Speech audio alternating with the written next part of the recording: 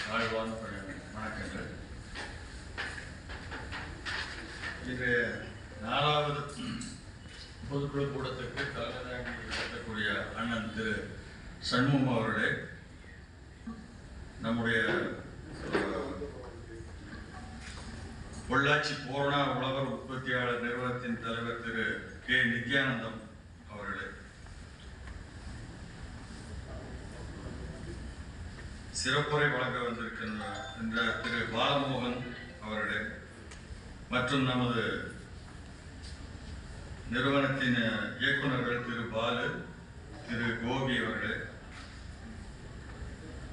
மற்றும் நமது இயக்குநர்களே, மேலும் நம்முடைய நிறுவனத்தினுடைய அங்கத்தினர்களே, உங்கள் அனைவரையும் நமது நிறுவனத்தின் சார்பாக வருக வருகவென மனமாற அன்போடு வரவேற்கின்றோம்.